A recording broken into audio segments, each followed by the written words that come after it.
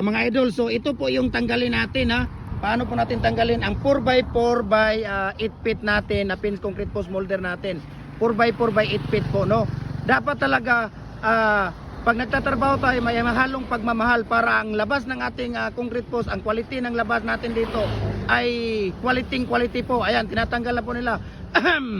Tatanggalin na po nila mga idol. Ayan po, 4x4 by 8 feet natin. Ayan, tignan ninyo.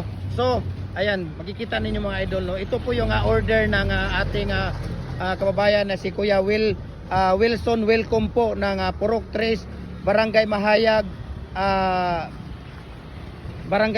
Baungon, Bukidnon po, no?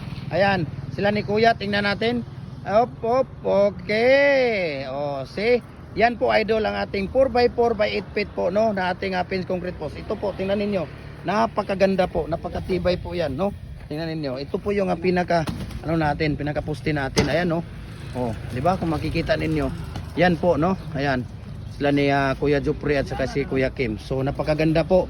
So follow na po kayo sa ating Facebook page, Jim Hardware Kukulamber Concrete Products Balulang Branch, Jim Hardware Kukulamber Concrete Products Tambo Makasandig Branch, Jim Hardware Kukulamber Concrete Products Ganituan Branch, saka sa ating personal Facebook account Felix Tanpagikan Jr. saka sa ating YouTube channel Felix Jim Hardware Kukulamber Concrete Products po. Maraming salamat po. Please share our live kung nagustuhan ninyo. Maraming salamat. God bless po sa ating lahat.